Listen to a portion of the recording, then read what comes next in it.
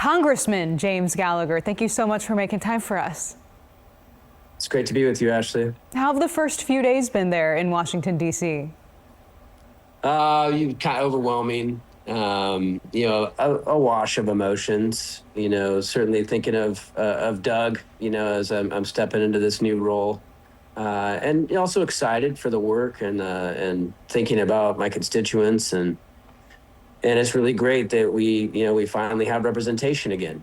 And that's something that is really powerful. And being on that floor yesterday.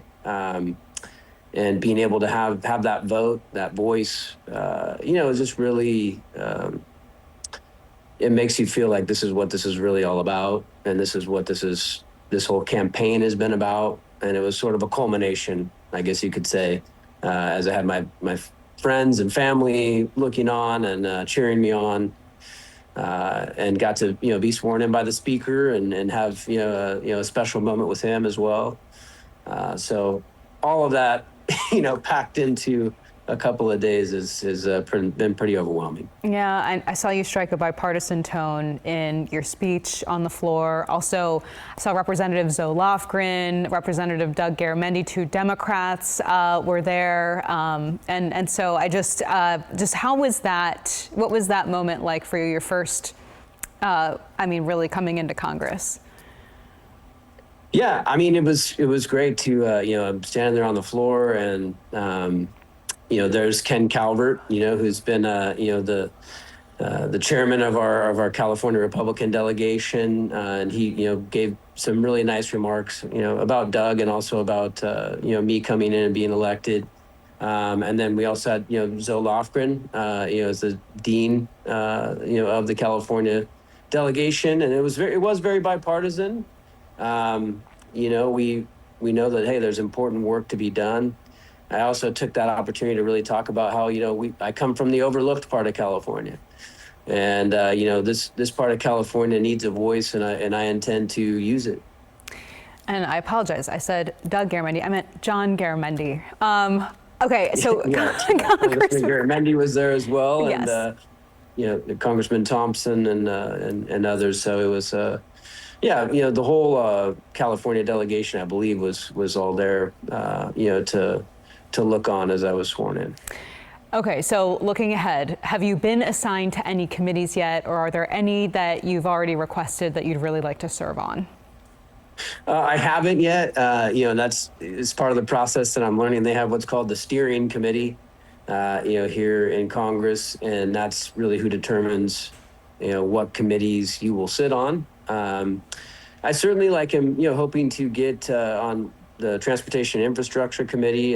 Congressman LaMalfa sat on that committee, and that's very important. Obviously, trying to ensure we get investments in water storage and roads and infrastructure, in the state, I think are, very key things. Agriculture, obviously, very important to the district as well. Water, resource issues, wildfire. So the Natural Resources Committee would be another one that I think I'd be interested in. We'll see what what transpires. I'm certainly putting in for the things that I'm interested in, but no matter what, we're going to get to work for the issues that matter most to my constituents in the first district. Are there other federal issues that you look forward to addressing in your new office that might not be directly related to your district, but overarchingly may broadly help? Well, one we got right too. My first vote on the floor was about a bill about waste, fraud, and abuse. And I think that has been a huge issue cutting across the entire nation, but certainly here in California, where we've just seen this rampant fraud, with the hospice crisis where people were, billing Medi-Cal millions and millions of dollars fraudulently. We had one doctor who billed $287 million. That's money that we don't have, for our most vulnerable communities because of that. So right away, we're getting on top of, and we passed several pieces of legislation to get on top of oversight and stopping the waste, fraud, and abuse that has become way too rampant in our programs. I know this is an evolving situation. I know, again, you're just now really getting to work. But what do you make of the war in Iran and the president's approach to this whole situation so far? And now that you're directly there in D.C. as some of these decisions are being made? Yeah, well, one, I mean, I think it was a necessary move. Iran is a, sponsor of terror. They have been behind Hezbollah and Hamas. They have attacked, our soldiers for 40 years. Has been a reign of terror over the people of Iran. And I think the president saw a unique opportunity to, do something about this problem. The Obama administration, the Biden administration had red lines and piles of cash. That was their foreign policy. This president means business, and he took a decisive action. There certainly needs to be congressional oversight, and you're hearing that from folks, here in the House. There's discussions about, the War Powers Act, for example. But what I do see from this president is he took decisive action. He's already accomplished several of the objectives. And right now he's trying to get to a real peace, right? A real peace here where Iran gives up on its nuclear ambitions. That's a very key part of this, and that they reopen the Strait of Hormuz. And so those are the two things he's really pushing for, but you're dealing with a pretty obstinate group here. It's why it has been challenging for so long and has eluded so many presidents before, is you don't have rational actors on the other side. So he's continued to push on that. And I think that, we need to give that president that leeway to make that decisive action and bring this to a lasting peace. Yeah, I mean, critics of Congress have said that Congress has been giving the president a lot of leeway. And not just, not on this issue, but broadly. Looking at your resignation letter from the Assembly, you noted that the legislative branch in California is the weakest, and you said that it is most important to our republic. You urged your colleagues to stand up for the institution. I just want to confirm in Congress, yes, you'll do the same. I absolutely will, and I've always taken the separation of powers very seriously. One thing that should be stated, this is not out of the ordinary. This has been the case for a long time, going back to Franklin Delano Roosevelt, the Lend-Lease program, Obama's actions that were taken, against terrorists, in the Middle East. That doesn't mean that there shouldn't be oversight, of a president's actions, and I believe in that.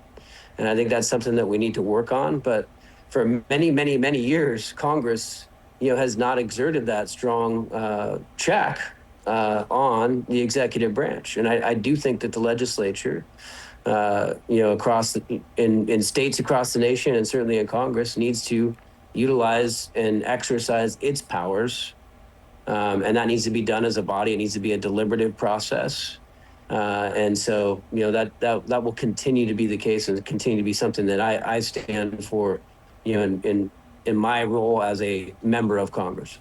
In that letter, you also advocated for a state resolution to allow rural parts of California to potentially break away and become their own state. Are you looking at any pathways to try to push that forward at the national level? Yeah, look, this is a serious conversation. One, the Constitution does allow for statehood.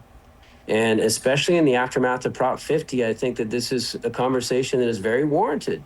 When you are proposing to take away our very voice, our very ability to elect a person of our choice, when you put party over people and places and making sure that they have representation, then I think we have to seriously consider whether or not we want to continue as a part of a state like that, right? And that maybe we want our own self-determination. Now, 6 counties have already said that they do. They've signed on in support of my resolution. I anticipate we'll see more counties do that. And I think it has to start there. It starts with, counties and local governments, a groundswell of support.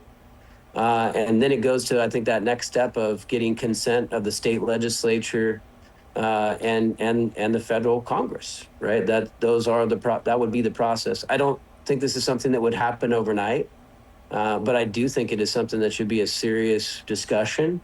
And if it continues to move forward, I think we do look at taking that next step. Maybe it's introducing some federal legislation, providing for that federal consent. But right now, again, I think it's at that stage of, we are very much taken aback by what has happened with Prop 50. Many people in Northern California do feel like we want something better than what we've been given. And I think other people in the state as well, as I've said, the Central Valley and the Inland Empire, for example, feel very overlooked and underrepresented by the state of California. And look, they continue to do things, pass policies and enforce, bans on, gas-powered vehicles, for example, right, that had to be overturned by this Congress. They continue down the path of higher costs, with the cap and trade extension, with the governor's refusal to do anything about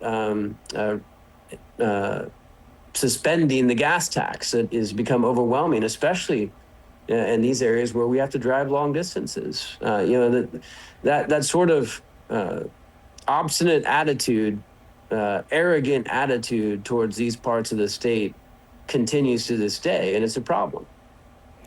Before I let you go, you just named a lot of policies out of Sacramento, but I mean, again, before I let you go, is there anything you might already miss from Sacramento?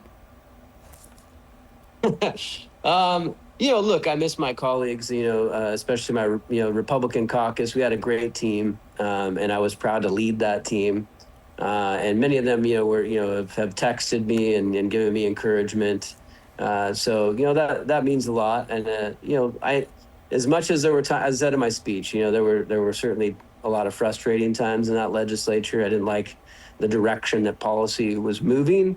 But I did have good relationships with people there. And, I think that's, something that I will certainly miss, as I step into this new role.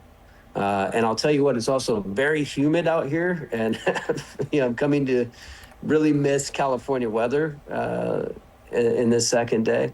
But, look, I'm excited about really the opportunity to just really get things done for my constituents, be that voice, be that representative that we've been missing, for these past 6 months. Congressman Gallagher, we really appreciate your time. Thank you. All right. Thank you, Ashley.